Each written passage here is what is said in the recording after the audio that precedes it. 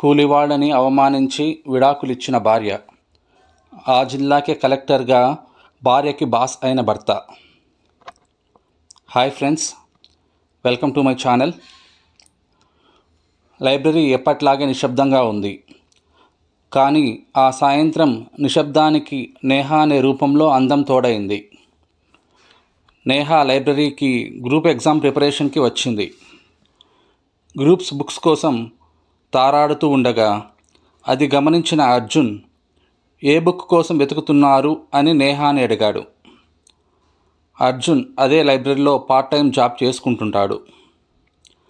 ఆ ఇద్దరి మధ్య జరిగిన చిన్న సంభాషణ వారిరువురి జీవితాలని మార్చేస్తుందనే విషయం ఆ క్షణం వారికి తెలియదు. నేహా ప్రతిరోజు లైబ్రరీకి వచ్చి గ్రూప్ 1 పరీక్షకు ప్రిపేర్ అవుతుండేది.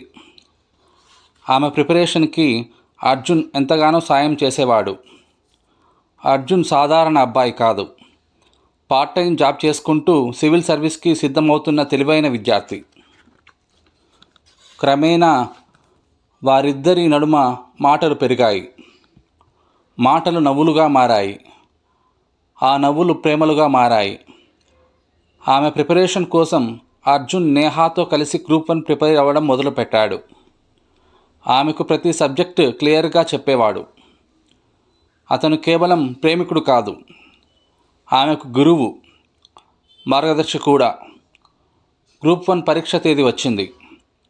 అర్జున్కి పరీక్ష కేంద్రం, ఎగ్జామ్ సెంటర్ వేరే సిటీ వచ్చింది. నేహాకి మాత్రం వారు ఉన్న సిటీయే వచ్చింది. పరీక్ష ముందు రోజు రాత్రి నేహాకి ఆరోగ్యం బాగోలేదు. ఆ రోజు నేహాను చూసుకోవడానికి అర్జున్ తన ఎగ్జామ్ సెంటర్ ఉన్న సిటీకి వెళ్ళడం మానేశాడు. నేహా కోసం తన ఎగ్జామ్ వదిలేశాడు. ఎందుకంటే తన కళల కంటే నేహా కళలే అర్జున్కి ముఖ్యమైనవి. నేహా ఎగ్జామ్ బాగా రాసి ఇంటర్వ్యూకి సెలెక్ట్ అయింది. అర్జున్ తనకి ఉన్న ఎక్స్పీరియన్స్తో తానే స్వయంగా నేహాకి ఇంటర్వ్యూ కోచింగ్ ఇచ్చేవాడు. ఆ సమయంలో నేహా తండ్రి నేహాకి పెళ్లి సంబంధం చూసి పెళ్లి చేసుకోమని ప్రెజర్ పెట్టసాగాడు. ఇష్టం లేని వాడితో పెళ్లి చేసుకోక నేహా అర్జున్తో పెళ్లి చేసుకుందామా అని అడుగుతుంది. అలా ఇద్దరు పెళ్లి చేసుకొని ఒకటవుతారు.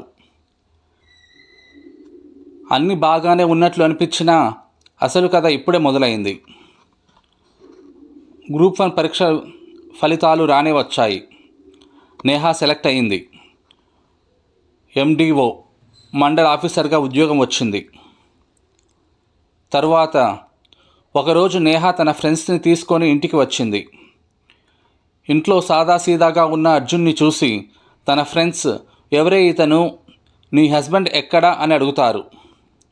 దానికి నేహా, నేను మా హస్బెండ్ వేరువేరుగా ఉంటున్నామని, ఇతను మా ఇంట్లో సర్వెంట్ అని అర్జున్ని చూపిస్తూ చెప్తుంది. ఆ మాటలకి అర్జున్ గుండె ముక్కలవుతుంది. నేహా తన బాస్ అయిన RDOకి దగ్గరవుతుంది. రోజురోజుకి పార్టీలు, స్టేటస్, అహంకారం నేహాలో పెరగసాగాయి. అర్జున్ కంటే నేహాకి ప్రేమ తగ్గింది, గౌరవం పోయింది. తన కలల కోసం అర్జున్ చేసిన కృషి, సాయం, త్యాగం ఏవి కూడా నేహాకి గుర్తుకు లేవు. సడన్గా ఒకరోజు నేహా డైవర్స్ పేపర్స్ అర్జున్కి ఇచ్చింది. అవి చూసి అర్జున్ షాక్ అయ్యాడు. నేహా అభిప్రాయాన్ని గౌరవిస్తూ కళ్ళలో తిరగాడుతున్న కన్నీటి బిందువులను కనురెప్పల కింద దాస్తూ డైవర్స్ పేపర్స్ సైన్ చేశాడు. అర్జున్ హృదయం పూర్తిగా విరిగిపోయింది. తిరిగి లైబ్రరీకి వెళ్ళడం మొదలుపెట్టాడు. ఒకరోజు బుక్స్ కలెక్షన్ కోసం బుక్ ఫెయిర్కి వెళ్ళాడు. అక్కడే చీఫ్ గెస్ట్గా తారా, కలెక్టర్ IAS వచ్చింది. తారా అర్జున్ని గుర్తుపట్టి, అర్జున్ ఎలా ఉన్నావు అని అడిగింది. తారా, అర్జున్ ఒకప్పుడు ఇద్దరు సివిల్ సర్వీస్కి ఇంటర్వ్యూలో పరిచయం అయ్యారు. కొన్ని రోజులు మంచి స్నేహితులుగా కూడా ఉన్నారు. తారాకి కలెక్టర్గా జాబ్ వచ్చింది. అర్జున్కి అతి తక్కువ మార్కుల మార్జిన్తో జాబ్ మిస్ అయ్యింది. అర్జున్ తారాకి తన లైఫ్లో జరిగిందంతా చెప్పాడు. ఇదంతా విన్న తార, అర్జున్ నువ్వు ఎందుకు మళ్ళీ సివిల్ సర్వీస్ ఎగ్జామ్ రాసి కలెక్టర్ అవ్వకూడదు అని సలహా ఇచ్చింది. ఆ మాటలు అర్జున్ గుండెలో చాలా బలంగా నాటుకెళ్ళాయి. ఆ మాటలు అతని జీవితాన్ని మార్చేశాయి. అర్జున్ మళ్ళీ చదవడం మొదలుపెట్టాడు. మునుపటి కంటే చాలా శ్రద్ధగా, కసిగా చదివాడు. పగలు రాత్రి తేడా లేకుండా కష్టపడేవాడు. తన బాధను బలంగా మార్చుకున్నాడు. చివరికి తన కష్టానికి తగిన ఫలితం పొందాడు. మంచి మార్కులు తెచ్చుకొని ఐఏఎస్ ఆఫీసర్ అయ్యాడు. అదే జిల్లాకు కలెక్టర్గా వచ్చాడు.